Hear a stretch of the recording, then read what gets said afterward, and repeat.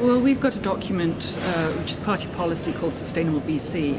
It's gone through all our democratic processes within the party, through our provincial council, and came to our last convention 2 years ago and was unanimously passed by convention. And it's looking at how we can make the transition to a new economy, to a new way of working, and how we can really just ease the process through.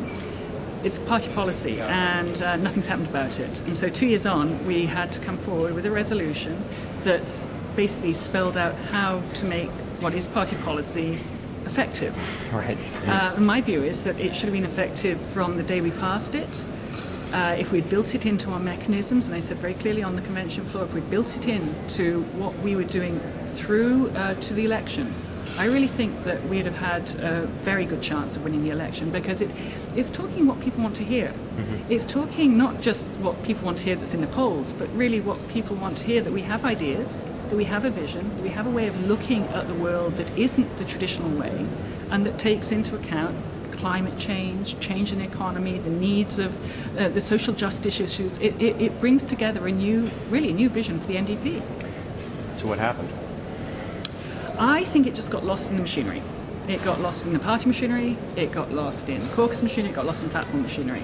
It just was never enacted. It was never put in. One of the things is it's a vision for how to go forward, but it's also a filter. So when we're assessing policy and a response to policy, everything has to look through that lens. Look through the lens of Sustainable BC, and that didn't happen for our platform. And it doesn't happen in the day-to-day caucus decisions. And so what we're saying now in this convention resolution is it's actually setting timelines. It's saying we're going to set up a committee. We are going to make sure that this happens, and this committee is going to report back to our decision-making body by the summer. So what happened?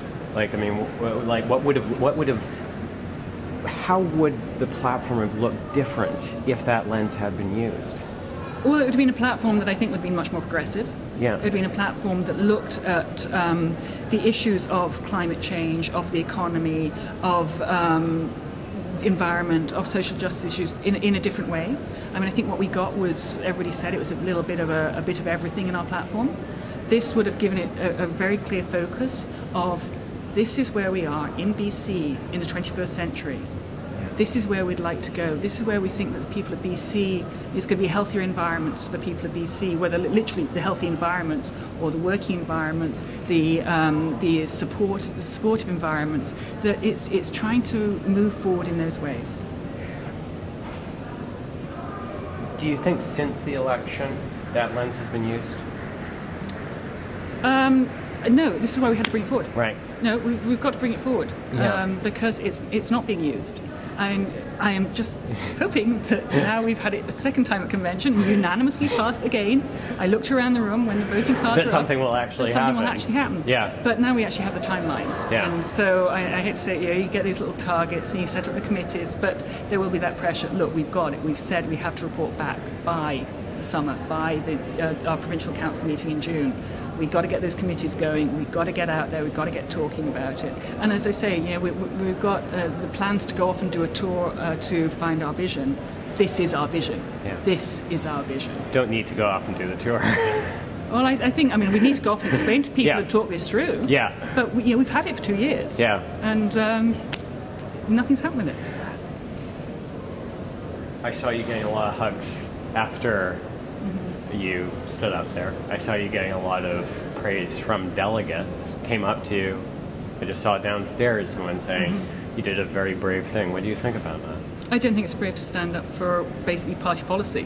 Yeah. This is party policy. It's been unanimously declared party policy 2 years ago. I'm just standing up and saying, why haven't we used our party policy? Why haven't we acted on it? So why then do you think people are saying that what you did was such a brave thing? Because I think there's an assumption that we're not supposed to be talking, that we have this sense that we all agree with everything that's been happening. I think that it's not brave to stand up and talk about one party policy, two your principles. I'm a member of a political party because I've got certain principles. I want to see my principles and the principles of people who voted for me. Yeah. Who, when I was on the doorstep and they said, what are you doing on the environment? I could say, well, you can't find it on our website and you can't find it on our caucus website, but we have this fantastic document called Sustainable BC, and I can direct you to the Sustainable BC website. And this is our way forward. When they said, why are you standing up and why is your party against the carbon tax? I could say, regressive taxation, but this is we have an environmental plan. We have a new plan, a new vision. Yeah. You shouldn't have to be a sort of lone voice doing this. This is our policy. So, how many other MLAs do you think share your view? I'd say that there's a substantial number would share my view. Yeah. Why do you think they're not speaking out too? Well, I mean, it's a limited number of people can obviously speak on the floor. Yeah. So. Yeah. I guess one final question. Carol James yesterday gave a big speech about what her future vision for the NDP is. Talked about the importance of post-secondary education. Absolutely. She got some flack for at least one former member, David Coverley, for not specifically mentioning the environment, not specifically mentioning climate change. Is that a concern to you as well? She did mention the environment in the sense that we have to be, through education, we're going to get educated, use education to deal with environmental issues. I think that everybody is aware of the importance of climate change at the moment. We're coming up to Copenhagen. I mean, we had Jack's speech this morning, and he led on the issue of climate change. He did. I think it's, it's an issue that is very relevant, people are very aware of it, and the party's very, very aware of it. Yeah. Do you think, though, that maybe you would have been happier if there had been a more specific reference to climate change? Oh. Possibly. Who knows? No, we need to be talking about climate change. We need to be talking about climate change. We cannot be going around basically with our heads in the sands and saying, it's business as usual. It is not business as usual. Absolutely. Our world is changing. We have an economic collapse. The recovery is a jobless recovery. What does that mean for us as a society? Yeah. We have climate change where, you're seeing massive storms in our own, in BC. We are seeing climate change daily. Yeah.